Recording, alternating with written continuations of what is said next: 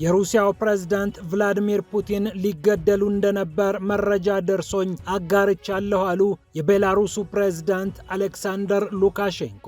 ወደ አንድ ሀገር ሊደረግ የነበረ የአውሮፕላን ጉዞ ሉካሼንኮ ከደህንነቶቻቸው ባገኙት መረጃ መሰረት እንዲሰረዝ ስለማድረጋቸውም ለመጀመሪያ ጊዜ ተናግረዋል። ይህንን ከዚህ ቀደም አልተናገርኩትም፣ ፑቲንን መግደል ለሚፈልጉ ግን ትልቅ መልእክት አለኝ ብለው በአጽንኦት መልእክታቸውን ተናግረዋል። አስገራሚውን ዝርዝር ትሰማላችሁ። በሌላ በኩል የቻይናው ፕሬዝዳንት ሺ ጂንፒንግ ከታይዋን ጋር መዋሃዳችን የማይቀርና የማይቀለበስ ነው አሉ። የቻይናው ፕሬዝዳንት ይህንን የተናገሩት 2026 መግባቱን ምክንያት በማድረግ ለሕዝባቸው ባስተላለፉት መልእክት ነው። ከሆነ በውድ ካልሆነም ቢሆን ግን በግድ ታይዋን የቻይና አካል ሆና ትዋሃዳለች የሚለው የቻይና መንግስት መርህ አሁንም አልተቀየረም። ይህ እንደተጠበቀ ሆኖ ቻይና ለሚጠብቃት ቀጣይ ፈተና ራሷን በሚገባ እያዘጋጀች እንደሆነ ተነግሯል። አስደናቂዎቹ ሚሳኤሎች ከጊዜ ወደ ጊዜ ክምችታቸው እያደገ እንደሚገኝ ፔንታገን አረጋግጧል። ፔንታገን አጠናሁት ባለው ጥናት መሰረት ዴፍ 27ን ጨምሮ አህጉር ዘለል የሆኑት አስገራሚ ሚሳኤሎች ከጊዜ ወደ ጊዜ ይበልጥ እየተመረቱ እንደሚገኙም ታውቋል። እንኳን ለታይዋን ለጃፓንና ለፊሊፒንስ አይደለም ለራሷ ለአሜሪካ የሚተርፉ የአሜሪካ ጠረፎችን በኃይላቸው መዳበስ የሚችሉ አስደንጋጭ ሚሳኤሎችን ለጉድ እያመረተች እንደምትገኝ ፔንታገን ለረጅም ጊዜያት ይፋ ያደረገው ጥናት አረጋግጧል። ጉዳዩን እንመለከተዋለን። ፒያሳ ኔትወርክን ስትከታተሉ ሁሉንም በጥልቀት ታገኛላችሁ። ፒያሳ ኔትወርክን ሰብስክራይብ፣ ላይክ እና ሼር በማድረግ የፈጣን የተአማኒና የጥልቅ ዘገባዎች ቤተሰቡን ስንል በአክብሮት ጋብዘናል። አሁን ወደ ጉዳዮቻችን አለፍን።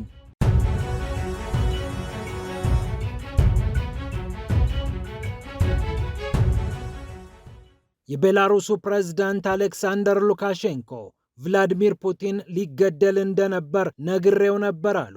ከምዕራቡ ዓለም አካባቢ የሰማናቸውንና የደህንነት መስሪያ ቤት ባልደረቦቻችን ያጣሯቸውን ጉዳዮች ይዤ ለፑቲን አንድ ነገር ነገርኩት አሉ የቤላሩሱ ፕሬዝዳንት። ሊገሉ ስለሚፈልጉ የምታደርገውን ጉዞ ሰርዝ ብዬ። ከ2 ዓመት በፊት ፑቲን ወደ ደቡብ አፍሪካ ለብሪክስ ስብሰባ ማምራት ነበረባቸው። ያኔ ደግሞ ጦርነቱ ገና አፍላ ሰዓት ላይ ነበር። ዩክሬንም መጀመሪያ ያጣቻቸውን ግዛቶች መልሳ ለማግኘት በምዕራቡ ዓለም ድጋፍ እየተረባረበች ባለችበት ሰዓት የቭላዲሚር ፑቲን እንቅስቃሴዎች በሚገባ ትኩረት ውስጥ ነበሩ። አሌክሳንደር ሉካሼንኮ ግድ የለህም ይህንን ስብሰባ ሰርዝ ብዬ ለፑቲን ነገርኩት። ወደ ደቡብ አፍሪካ የሚያደርገውን ጉዞ በተመለከተ ግን ፑቲን የመሰረዝ ሐሳብ በወቅቱ አልነበረውም። ሰዎቹ ይህን ያህል ያብዳሉ ብዬ አልገምትም፣ ውጤቱን ስለሚያውቁት ያደርጉታል ብዬ አልጠብቅም በሚል ተሟገተኝ። እኔም ሙግቴን አጠናክሬ ቀጠልኩ። ደጋግሜ ፑቲን ወደ ደቡብ አፍሪካ እንዳይሄድ ገፋፋሁት። ኋላ ላይ በእኔ ምክንያት ብቻ ባይሆንም በተለያዩ ምክንያቶች ፑቲን ያንን ጉዞ ሳያደርግ ቀረ። የውጭ ጉዳይ ሚኒስትሩን ሰርጌይ ላቭሮቭን ወደ ደቡብ አፍሪካ ላከ። በወቅቱም የተሰጠው ምክንያት ፑቲን ጦርነት ላይ ላለችው ሀገራቸው የበለጠ ስለሚያስፈልጉ እዛው ሞስኮ ይቀመጡ የሚል ምክንያት ተሰጠ። ይህንን መረጃ ሊያጋሩ የቻሉት የቤላሩስ የደህንነት ባልደረቦች ከምዕራቡ ዓለም በተወሰነ ደረጃ በወሬ መልኩ ያወሩት ነገር ግን ወደ ተጨባጭ ክስተት ሊቀየር የሚችል አደጋ ስለሸተተን ነው ብለዋል የቤላሩሱ መሪ።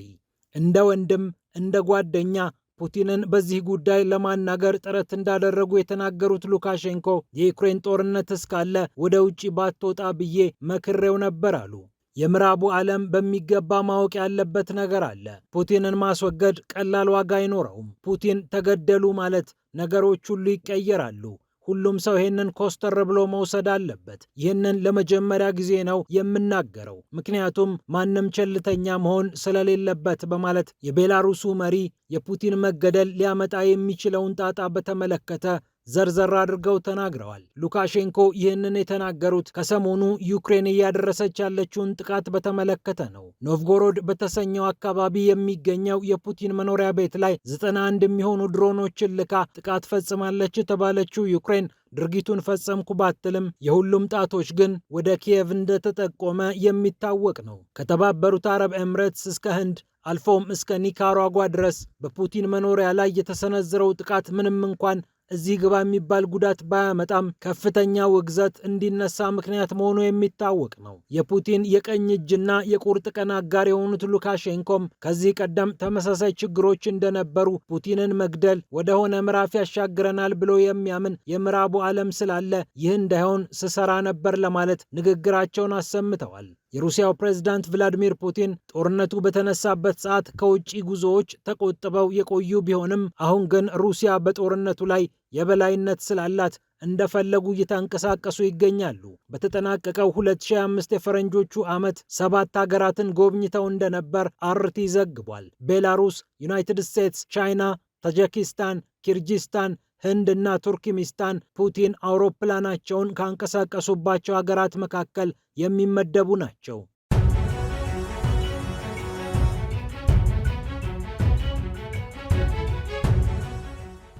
በሌላ በኩል የቻይናው ፕሬዝዳንት ሺ ጂንፒንግ ከታይዋን ጋር የምናደርገው ውህደት የማይቀርና የማይቀለበስ ነው አሉ። የማይቆም ነው ያሉት ይህ ውህደት ደግሞ በግድም በውድም ሊመጣ እንደሚችል አስጠንቅቀዋል። ከታይዋን ጋር በደምና በስጋ ተጣምረናል ያሉት የቻይናው ፕሬዝዳንት የአዲሱን የፈረንጆቹን ዓመት 2026ን ምክንያት በማድረግ ነው ንግግራቸውን ያሰሙት።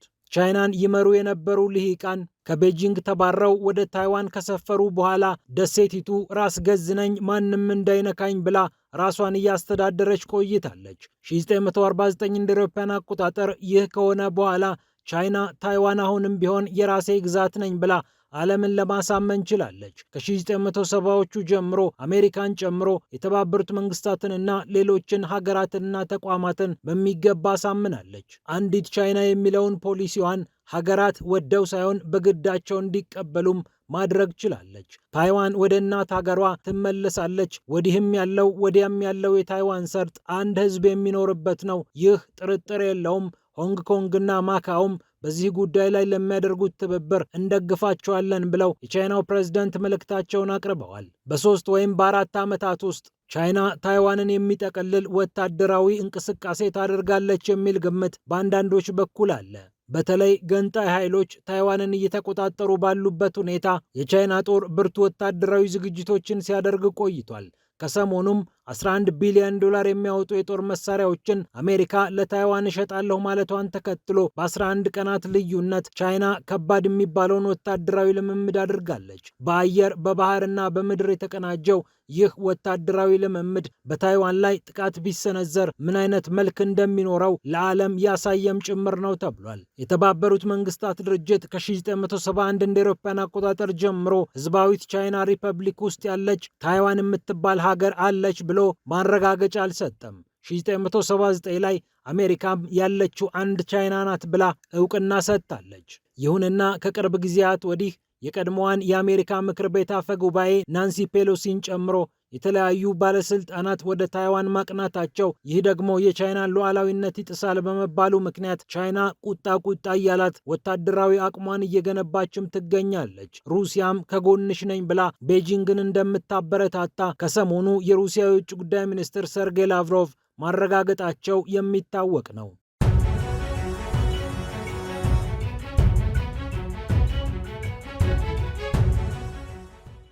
ይህ እንደተጠበቀ ሆኖ ቻይና በቀጣይ ለሚገጥመኝ ማናቸውም ፈተና ተዘጋጅቻለሁ እያለች ትገኛለች። እያደረገች ያለችው ወታደራዊ ዝግጅትም የፔንታገን ዓይን እንዳረፈበት ተሰምቷል። ፔንታገን ይፋ ባደረገው ጥናት ቻይና ረጅም ርቀት ሚሳኤሎችን ለጉድ እያመረተች ትገኛለች። ዲኤፍ-27 የተባለው አህጉር ዘለል ባሊስቲክ ሚሳኤል በተለይ ልዩ ትኩረትን ስቧል። ከ5000 እስከ 8000 ኪሎ ሜትር መወንጨፍ የሚችለው ይህ የጦር መሳሪያ እንኳን ታይዋንን እና ጃፓንን ወይም ፊሊፒንስን አሜሪካንም ቢሆን መዳበስ የሚችል ነው ተብሎለታል። ፔንታገንም በካርታ አስደግፎ ያወጣው የቻይና የሚሳኤል አቅም እያነጋገረ ይገኛል። ፊሊፒንስን፣ ታይዋንን፣ ጃፓንን ለጉድ መሰልቀጥ የሚችለው ጓምን ማንቀጥቀጥ፣ አሜሪካን መዳበስ የሚችለው የቻይና ሚሳኤል ጉዳይ የቻይና መንግስት ምን ያህል ኢንቨስት እንዳደረገ የሚያመላክት ነው ተብሏል። ለአሜሪካም ለአጋሮቿም ከባድ ማስጠንቀቂያ እንደሆነም ብዙዎች እያነሱ ይገኛሉ።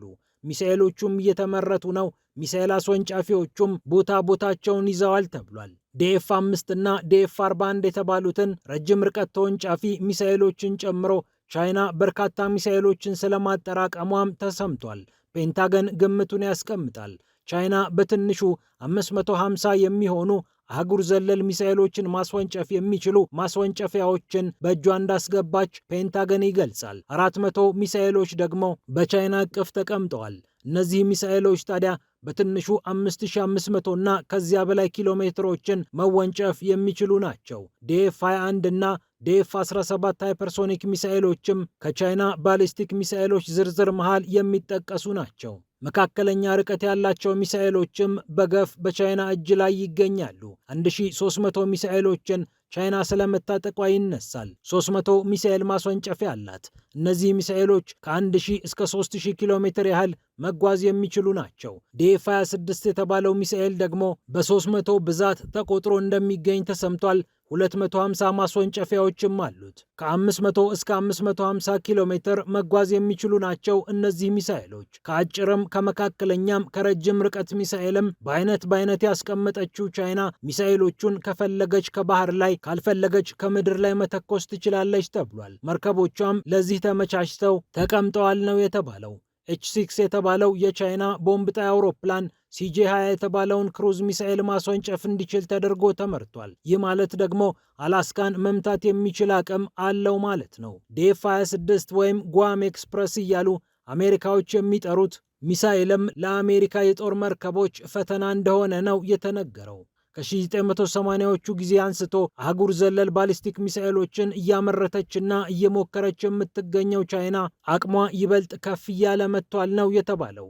በቅርቡም ዲኤፍ 61 እና ዲኤፍ 31 ቢጄ የተባሉትን ዘግናኝ ሚሳኤሎች አምርታ በአደባባይ አሳይታቸዋለች። ቤጂንግ ከ600 በላይ የኒውክሌር ቦምቦችን እንደታጠቀች የሚነገርላት ቻይና 2030 ሳይገባ 1000 የኒውክሌር አጥፊ መሳሪያዎች እንደሚኖራት ፔንታገን በግምቱ አብራርቷል። ፒያሳ ኔትወርክን ስትከታተሉ ስለቆያችሁ ክብረት ይስጥልን ብለናል። ፒያሳ ኔትወርክን ሰብስክራይብ፣ ላይክ እና ሼር በማድረግ የፈጣን የተአማኒና የጥልቅ ዘገባዎች ቤተሰቡን ስንል በአክብሮት ጋብዘናል።